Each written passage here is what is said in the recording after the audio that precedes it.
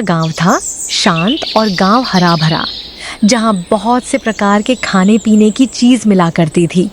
तरह तरह के ठेले और दुकान लगा करती थी। उसी गांव में सुजीत नाम का चिकन चावल वाला रहता था, लेकिन यह अकेला ही नॉनवेज बेचा करता था। इस कारण वो अपने चिकन का दाम अपना मन से रखा करता था। भाई जल्दी से मेरे लिए एक प्लेट चिकन चावल लगा दो। ठीक है, लगा दूं, लेकिन आज चिकन चावल 150 रुपए है। भाई कल ही तो 100 रुपए थे, आज तुमने 150 रुपए कैसे कर दिया? भाई मैं अकेला यहाँ पर चिकन बेचता हूँ। अगर खाना है तो खाओ, नहीं तो दूसरे गांव जाकर खाकर आओ, पर यहाँ मेरे ग्राहकों को मत भड़काओ। एक तो इतना लूट मचा के रखे हो और ऊपर से बात करने की तमीज भी नहीं है। सुजीत का अकेला दुकान होने के कारण वो अपनी मनमानी करता था। हल्की हल्की गर्मी का महीना आ चुका था। एक लड़का थोड़ा उदास होकर चलते हुए आ रहा था। हे भगवान, मैं कहाँ जाऊं, क्या करूं? मेरे पास तो फूटी कौड़ी भी नहीं है और ऊपर से भूख लग रही है। मुझे क्या खबर थी कि मुझे एक दिन ऐसा भी दिखाना पड़ेगा। वो लड़का ऐसे ही चलते चलते एक गांव में पहुंचता है। पास में एक लड़का होता है। वो लड़का खेत में काम कर रहा होता है। भैया क्या आप मुझे खाने को दे सकते हैं? मुझे बहुत देर से भूख लग रही है। अरे भाई, तुम तो बहुत थके हुए लग रहे हो। आओ आओ, पास के पेड़ के पास बैठते हैं। लड़का खाना देखकर खुश हो जाता है। देखो भाई, मेरे पास 4 सूखी रोटियां हैं और माँ ने थोड़ी टमाटर की चटनी दी थी। तुम्हें अगर आपत्ति ना हो तो तुम ये खा सकते हो, मैं घर जाकर खा लूंगा। वो लड़का खाना देखकर खुश हो जाता है। अरे भाई जो भी हो, मुझे तो बहुत भूख लग रही है। लाओ लाओ जल्दी दो मुझे। वो लड़का जल्दी जल्दी रोटी और टमाटर की चटनी खाने लगता है। वो काफी देर से भूखा था, तो कुछ ही देर में सब रोटी खा जाता है। वैसे तुम तो इस गांव के नहीं लगते, कहाँ से आए हो तुम? और सबसे पहले ये बताओ, तुम्हारा नाम क्या है? विशाल नाम है मेरा, और फिलहाल तो अभी मेरा कोई नहीं है। और तुम्हारा बहुत बहुत धन्यवाद जो तुमने मुझे खाना खिलाया। वैसे भाई, तुम कपड़े से तो पढ़े लिखे लग रहे हो, आगे कहीं रहने की व्यवस्था है या नहीं? विशाल बिना कुछ सोच सीधा बोलता है। अभी तो ना मेरे पास रहने के लिए जगह है, ना ही खाने के लिए कुछ। अगर तुम अपने पास मुझे रख लो तो बहुत मदद हो जाएगी। मैं तो एक गरीब आदमी हूं भाई, तुम्हें आपत्ति ना हो तुम्हें अपना छोटे से घर में तुम्हें रख सकता हूं, लेकिन हाँ, खाने के लिए तुम्हें ही कुछ काम करना पड़ेगा। दोनों इतनी ही बातें करके गुलशन के घर चले जाते हैं। गुलशन का घर ना पक्का मकान ना कुछ, एक मिट्टी की झोपड़ी जैसा ही एक घर था। गुलशन अपनी माँ के साथ रहा करता था। दोनों ही घर आ जाते हैं। तुम्हारे साथ ये कौन है? कहाँ से ले आए इसको? माँ, ये विशाल है। बेचारा बहुत भूखा था तो इसे मैं अपना साथ घर ले आया। इसके पास अभी रहने के लिए कुछ नहीं है तो मैं इसे अपने घर ले आया।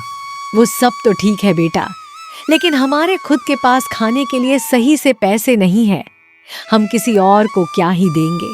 माँ, मैं मेहनत कर रहा हूँ, ना कोई मेहमान जैसे आया है। आप उनके सामने तो ये सब मत बोलो। विशाल उन दोनों की बातें सुनकर समझ गया था, इन लोगों की हालत बहुत ज्यादा खराब है। माँ, हम दोनों आ रहे हैं बाजार की तरफ से घूम के। फिर गुलशन और विशाल अपने घर से निकल जाते हैं और बाजार की तरफ चलने लगते हैं। अरे भाई, तुम्हारी माँ ऐसी बातें क्यों कर रही थी? अगर तुम्हें रूपों की इतनी दिक्कत है तो तुम खेती किसानी क्यों कर रहे हो? अरे भाई, क्या बताऊं तुम्हें, एक समय पर मेरी माँ की बहुत ज्यादा तबीयत खराब हो गई थी, जिस कारण मुझे गांव के प्रधान से कुछ पैसे उधारी में लेना पड़ा और मैं पैसा चुका नहीं पाया तो अभी प्रधान के खेत में ही काम करता हूँ। जितना उधारी लगा है वह मैं चुका रहा हूँ। गुलशन की बातें सुनकर विशाल को सारा माजरा समझ आ जाता है। अरे तो तुम कुछ करते क्यों नहीं हो? इतने सारे लोग छोटे छोटे धंधा खोल के रखे हैं, तुम्हारा उससे काफी अच्छी कमाई हो जाती। ना ही मेरे पास इतने पैसे हैं और ना ही मैं इतना ज्यादा पढ़ा लिखा हूँ। जो कमाता हूँ उससे मैं और मेरी माँ खाकर अपना गुजारा करते हैं। बस चलिए, सब छोड़ो, मैं तुझे गांव घूमता हूँ। फिर क्या था, दोनों गांव घूमने लगते हैं। उसे गांव में तरह तरह के खाने की चीज बिकती थी, लेकिन गांव में सबसे ज्यादा भीड़ रहती थी सुजीत की दुकान पर, क्योंकि वह अकेला ही गांव चिकन वाला था। अरे गुलशन, इसके यहाँ इतनी ज्यादा भीड़ क्यों लगी हुई है? क्या बेच रहा है? ये जिसको खाने के लिए गांव वाले भीड़ लगाकर बैठे हैं। यह तो सुजीत का दुकान है। सुजीत जो है हमारे गांव में बहुत ज्यादा घमंडी किस्म का आदमी है। अकेला चिकन और चावल बेचता है, जिसके कारण लोगों की भीड़ हमेशा रहती है इसके दुकान पर। अरे इतना ज्यादा चिकन पसंद है गांव वालों को, तो किसी और ने चिकन या मटन की दुकान क्यों नहीं खोली? कोई कैसे खुलेगा? यह जो सुजीत है बहुत ही ज्यादा घमंडी किस्म का आदमी है। अगर किसी ने हिम्मत करके चिकन या मटन का दुकान खोल भी लिया तो यह कुछ ना कुछ करवा कर उसको बंद ही करवा देता है। दोनों ऐसे ही बातें करके वहाँ से चले आते हैं। उसके बाद वो दोनों अपने घर चले आते हैं और अपने घर में खाना खाते समय, सुनो बेटा, महीना होने वाला है, कल तुम प्रधान से मिलकर आ जाना और संगीत कुछ पैसे भी उनसे ले आना। ठीक है माँ, कल मैं चला जाऊंगा और कुछ पैसे भी मांग लूंगा उनसे। अरे तुमको अगर परेशानी ना हो तो क्या मैं कल तुम्हारे साथ जा सकता हूँ? ठीक है भाई, कल तुम भी मेरे साथ प्रधान से मिलकर आ जाना। फिर क्या था, गुलशन और विशाल सो जाते हैं।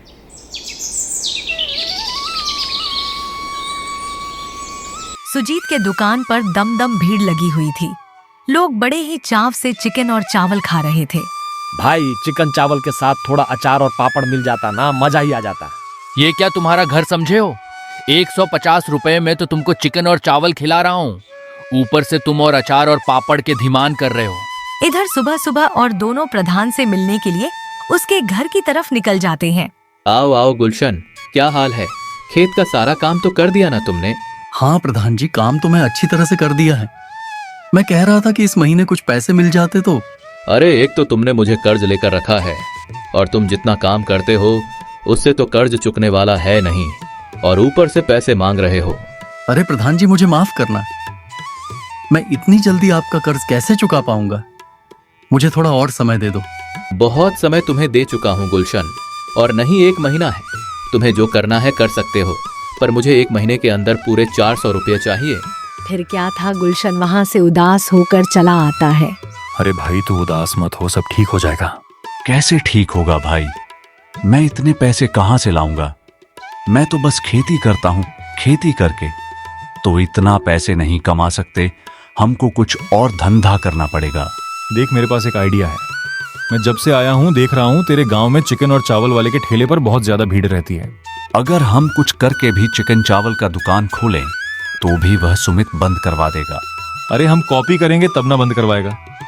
वो तो बहुत ज्यादा महंगा बेच रहा है अपना चिकन चावल, लोगों खा नहीं पा रहे हैं और बहुत सारे ग्राहक बिना खाए चले जा रहे हैं। ऊपर से एक ही का दुकान है। हाँ, तो तेरे दिमाग में क्या चल रहा है? जल्दी जल्दी बोल। चिकन पाव मसाला, चिकन के साथ पाव भाजी, ये तो किसी ने सुना भी होगा। वाह भाई वाह, तेरा दिमाग तो बड़ा तेज चलता है। चिकन के साथ पाव भाजी, गांव में इतना चिकन खाते हैं। हमारा भी एक दुकान हो जाएगा तो हम बहुत कमाई करेंगे और जल्दी प्रधान का सारा कर्जा चुका देंगे। तो फिर पक्का हो गया, अब कल से ही हम चिकन पाव मसाला बेचेंगे। हमारा ठेला इस गांव का सबसे खास ठेला बनेगा। लेकिन भाई, हमारे पास इतना पैसे कहाँ से आएंगे? ठेला खरीदना है, सामान खरीदना है, कहाँ से आएगा? तू चिंता मत कर, मेरे पास एक सोने की अंगूठी है, इसे बेच देंगे आराम से, सब सामान आ जाएगा। फिर विशाल ने अपने सोने की अंगूठी निकालकर गुलशन को दिखाई। अरे तेरे पास सोने की अंगूठी कहाँ से आई? देख भाई, उसके बारे में तो मत सोच, ये बस मेरा है। इसको बेचते हैं सोने की दुकान पर और फिर सामान लेकर आजा। दोनों दोस्तों की आंखों में बस अब एक ही सपना था, अपना ठेला, अपना हट के रेसिपी और प्रधान का सारा ब्याज चुकाना। दोनों ने बस पकड़ी और निकल गए सोने की अंगूठी को बेचने। जल्द ही वह गांव पर पहुंच जाते हैं। फौरन सोने की दुकान पर जाते हैं और सोने की अंगूठी को बेच देते हैं और उसे जितना भी पैसे मिलते हैं, पैसों से बाजार जाकर चिकन और पाव लेकर अपने घर पर आ जाते हैं। अगले ही दिन सुबह से ही दोनों ने मिलकर चिकन बनाने में लग गए। चिकन, संगीत, मसाले, तेल सबको अच्छे से मिलकर उसे पकाने लगते हैं। कुछ ही देर में उनका चिकन पाव मसाला बनकर तैयार हो गया। अरे भाई, क्या ही स्वादिष्ट बना है। मैं तो अपने जीवन में पहली बार चिकन पाव मसाला खा रहा हूं। मन कर रहा है सभी खा जाऊं। खा लेना, पहले बेच तो देते हैं, जितना बचेगा आखिरी में तू संगीत ही खा लेना। दोनों ने जल्दी से अपना ठेला सजाया। अरे गांव के चौराहे पर अपना ठेला लेकर पहुंच जाते हैं। आओ भाई आओ, चिकन पाव भाजी मसाला चिकन के साथ पाव भाजी मिलेगा। विशाल की बातें सुनकर गांव वाले रुक रुक कर देखने लगते हैं और चिकन का नाम सुनकर सब लोग उसके ठेले पर आने लगते हैं। अरे भाई, पहली बार सुन रहा हूँ मैं पाव भाजी में चिकन। अरे गांव में तो एक ही चिकन चावल का दुकान है, वह भी बहुत महंगा देता है। तुम लोग बताओ कितना बेच रहे हो एक प्लेट? भैया बस एक प्लेट का 50 रुपये। आप अगर 2 प्लेट खाओगे तो पेट भी भर जाएगा। अरे वाह भाई, फिर लगाओ हम दोनों के लिए एक प्लेट। दोनों दोस्तों ने झटपट प्लेट तैयार की और उनको थाम दिया। वो दोनों खाने लगते हैं। अरे वाह भाई, चिकन और पाव भाजी का जो मेल है, मजा ही आ रहा है। अरे भाई, ये तो सच में अलग ही स्वाद है, ऐसा डिश कभी नहीं खाया। उसकी बातें सुनकर आसपास खड़े लोग भी आने लगते हैं। थोड़ी देर में ही उसके ठेले पर भीड़ लग जाती है। भाई मुझे तो 2 प्लेट दे दो। शाम तक ठेला पूरी तरह खाली हो गया। मेरे लिए तो कुछ भी नहीं बचा, सब बिक गया। आज कमाई तो हुई है ना, कल सुबह तुम सबसे पहले खा लेना, फिर बेचेंगे। बाजार में हलचल मची हुई थी, लेकिन सबसे ज्यादा भीड़ विशाल और गुलशन के चिकन पाव मसाला के ठेले पर लगी हुई थी। वहां खड़े लोग चिकन पाव मसाला का स्वाद ले रहे थे और यह बात संगीत सामने अपनी सुजीत के दुकान में बैठे खोटी आंख नहीं सुहा रही थी। इतना अच्छा खासा मैं काम चल रहा था, ये मेरा धंधा चलने नहीं देगा और अपना खुद का चिकन पाव मसाला का दुकान लगा लिया है। आखिर सुजीत को तो पता चलना ही था। सुजीत गुस्से से गुलशन के ठेले पर जाता है। क्या जादू किया है रे तूने इन चिकन पाव में, जो सब तेरे ठेले के पास आ रहे हैं? हमारे चिकन चावल फीके पड़ गए क्या? मेहनत और सफाई से बनाए खाने में ही असली स्वाद होता है सुजीत भैया। हमारे चिकन पाव मसाला में कोई जादू वादू नहीं है, ये तो बस तुमसे 2 गुना कम दाम में मिल रहा है, मात्र 50 रुपए। इसीलिए ही लोग आ रहे हैं। तुम भी अपना लालच काम करके अपना चिकन चावल का दाम कम रखो, लोग क्यों नहीं जाएंगे? ए अबे, ए तू बहुत उछल रहा है गुलशन, इस नए छोरे को समझा दे। जल्दी तुम दोनों का ठेला उठावा दूंगा यहां से मैं। अगर ईमानदारी से कुछ नहीं कर सकते तो कम से कम किसी की मेहनत बिगाड़ने की कोशिश मत करो सुजीत भैया। सुजीत गुस्से में भुनभुनाता हुआ अपनी दुकान पर चला गया। लेकिन यह पहला नहीं था। जब भी कोई दूसरा चिकन या मटन का दुकान खोलता तो किसी न किसी तरीके से सुजीत उसे दुकान को बंद ही करवा देता। देख भाई, मैंने कहा था ना, ये सुजीत हमारा दुकान नहीं चलने देगा। बहुत ही लालची आदमी है, अपना दुकान के अलावा किसी का चलना नहीं देता। अरे भाई तू चिंता मत कर, मैं हूं ना, और 2-3 दिन बस काफी पैसे जमा हो चुके हैं। हम प्रधान का जितना भी बकाया हुआ है सब चुका देंगे, उसके बाद देखेंगे ये सुजीत क्या करता है। अब से रोज गुलशन के ठेले पर बड़ी लंबी लाइन लगती थी। उसके दुकान के चिकन पाव मसाला का दीवानगी दिन ब दिन बढ़ता ही जा रहा था और सुबह से शाम होने तक उनका सारा चिकन और पाव बिक जाता था। वाह भाई वाह, जो भी तुम्हारे चिकन पाव मसाला खाएगा दोबारा आए बिना तो रह ही नहीं पाएगा। तुम दोनों का चिकन पाव मसाला इतना खास कैसे है? क्या डालते हो इसमें? मेरा बेटा तो बहुत जिद कर रहा है खाने के लिए। हाँ डालते हैं ना दीदी, हमारी दोस्ती का प्यार जो डालते हैं इसमें। दीदी, आपके बेटे के लिए 1 प्लेट चिकन पाव मसाला हम दोनों की तरफ से बिल्कुल मुफ्त। आप दोनों बहुत ही अच्छे हो, आपका धन्यवाद। उसके बाद विशाल ने उसे औरत को चिकन पाव मसाला पैक करके दे दिया। ऐसे ही कुछ दिनों बाद उनके काफी पैसे जमा हो चुके थे। सुनो भाई, पैसे काफी जमा हो चुके हैं, अब हम जाकर प्रधान का सारा बकाया चुका देते हैं। सही कह रहा है भाई, चलते हैं, प्रधान के सारे पैसे उसको दे देते हैं। बड़ा चौड़ में बातें कर रहा था, हम इतनी जल्दी उसका पैसा चुका देंगे, वो तो हैरान हो जाएगा।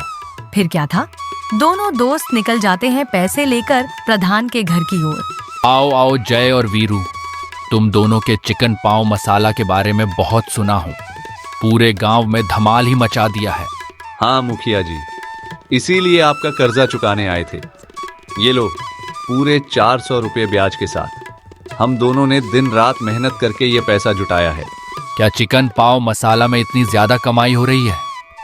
इतनी क्या जल्दी थी बेटा, आराम से चुका देते। उसकी बातें सुनकर विशाल मन ही मन मुस्कुरा रहा था। कैसे देखकर हर किसी का मन बदल जाता है।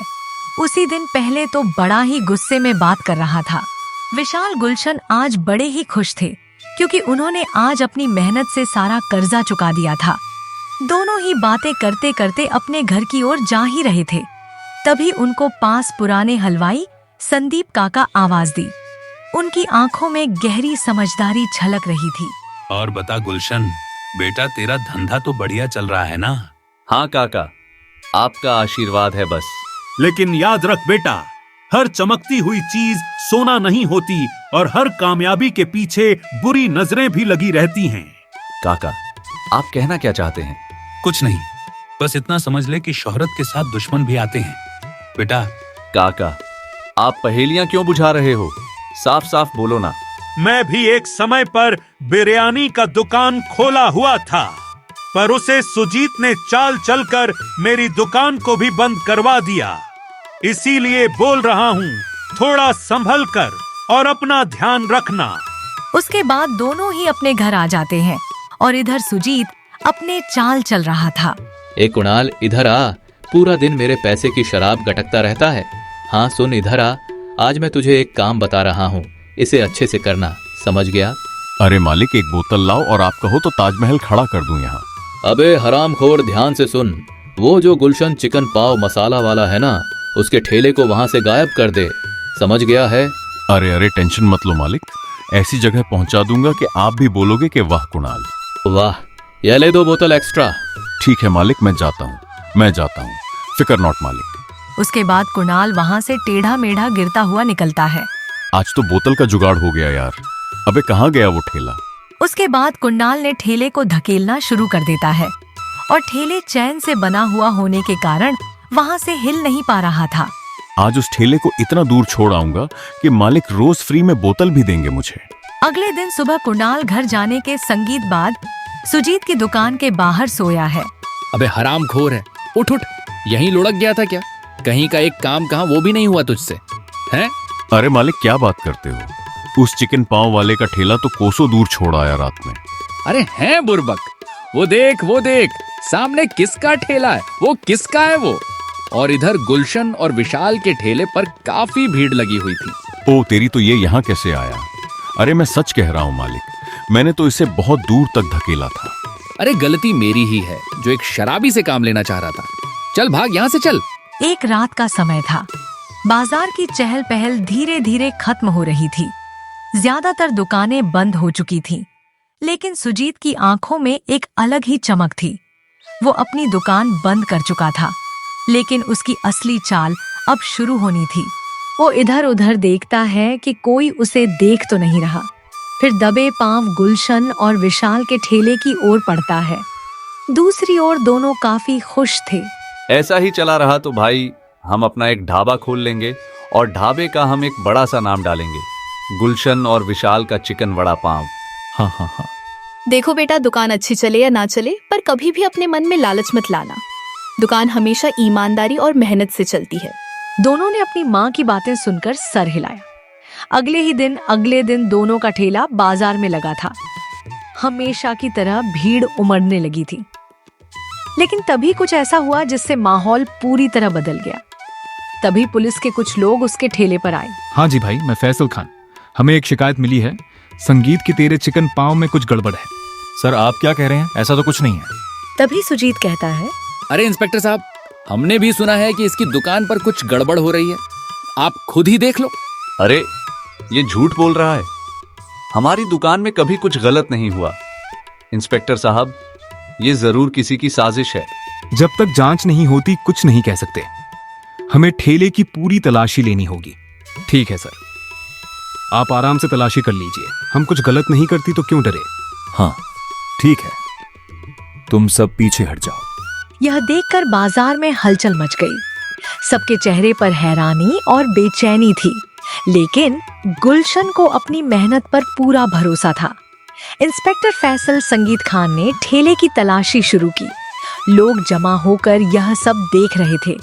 तभी अचानक एक पैकेट बरामद हुआ जिसमें कुछ संदिग्ध पदार्थ थे। ये सब क्या है भाई? मुझे नहीं पता इंस्पेक्टर साहब, मैं कभी कोई गलत चीज नहीं बेचता। ये यहाँ कैसे आया? ओ अब समझ में आया, इसीलिए तेरे चिकन पाव इतने मशहूर थे। हाँ देखो भाई, देखो सभी देखो। यह सब देखकर विशाल को गुस्सा आ गया। वो सुजीत की तरफ उंगली उठाते हुए कहने लगा, तू बहुत नीच आदमी है, ये सब तेरी ही साजिश है, क्योंकि तेरा दुकान जो नहीं चल रहा था। अरे उल्टा चोर कटवाल को डांटे, खुद मिलावट कर रहा है, अब एग्जाम मेरे ऊपर डाल रहा है। तभी उनके बीच प्रधान खड़ा हुआ था। वह भी कहने लगा, हाँ भाई, ये सेले तो 1 महीना पहले ही मेरा सारा बकाया चुका दिया। जिसके पास फूटी कौड़ी नहीं थी वह अपना ठेला खड़ा कर लिया और साथ ही इतनी ज्यादा बिक्री भी कर ली। यह सब सुनकर गांव वाले आपस में बातें करने लगते हैं। तभी अचानक से विशाल कहता है। सभी की नजरें विशाल पर टिक गई। अभी से क्या पता है भाई, ये झूठ बोल रहा है। हाँ भाई, क्या जानते हो तुम बताओ। ठीक है, अब मेरे पास कोई चारा नहीं है। उसके बाद विशाल ने अपनी जेब से एक कार्ड निकाला और इंस्पेक्टर फैसल खान को दे दिया। इंस्पेक्टर ने उसे पढ़ा और चौंक गया। हाँ, रॉयल किंग होटल का मालिक विशाल मल्होत्रा। क्या तुम राजेंद्र मल्होत्रा के बेटे हो? क्या तुम सच में होटल के मालिक हो? जी हाँ। यह सब सुनकर पूरा गांव हैरान हो जाता है। सबसे ज्यादा तो गुलशन हैरान था। ये कितना बड़ा होटल का मालिक यहाँ गांव में आकर ठेला क्यों लगा रहा? ये झूठ बोल रहा है, वरना ये गांव में आकर ठेला क्यों लग रहा था? कार्ड नकली बनवा के ले आया है। तभी अचानक से उसे गांव में एक गाड़ी आई और उसे गाड़ी से निकलता है एक आदमी, राजेंद्र मल्होत्रा। उसको देखकर सब और उनको भी थोड़ा थोड़ा यकीन होने लगता है। अरे सर, आप यहाँ? अरे पिताजी, आप यहाँ? हाँ बेटा, तेरा समय समाप्त हो गया। अब तू आकर हमारा होटल संभाल सकता है। पिताजी, मैं एक दिन यहाँ पर रहना चाहता हूँ और ये सारे माजरा सुलझाकर मैं अगले दिन घर आ जाऊंगा। ठीक है बेटा, लेकिन जल्दी आना। इतना कहकर राजन मल्होत्रा अपनी गाड़ी लेकर वापस चले जाते हैं। अब सबको यकीन हो चुका था, विशाल को बड़े होटल का मालिक है। सर, बता सकते हो ये पुड़िया में क्या है? विशाल ने उसे बुढ़िया को हाथ में लिया। ये एक नशीली दवा है और किसी के खाने में मिला दिया जाए तो व्यक्ति उसके खाने की आदी हो जाता है और उसकी एक तरह से लत लग जाता है। और मुझे शक नहीं, पूरा यकीन है, ये सुजीत काम है। पहले भी गांव में और चिकन और मटन के ढाबे खुल चुके हैं, उनको बंद करवा चुका है। ये झूठ बोल रहा है, इसमें मेरा कोई भी हाथ नहीं है। तुझे क्या लगता है इतने बड़े होटल का मालिक एक छोटा सा ठेला चला रहा है, फिर भी उसमें मिलावट करेगा? पुलिस उसकी एक नहीं सुनती है और उसको अपने साथ पकड़कर जेल ले जाती है। और इधर गुलशन अभी यह सोच में था कि यह मेरे साथ आखिरकार काम क्यों कर रहा था। गुलशन भाई, तू इतना बड़ा आदमी होकर मेरे साथ इस ठेले पर काम क्यों कर रहा था?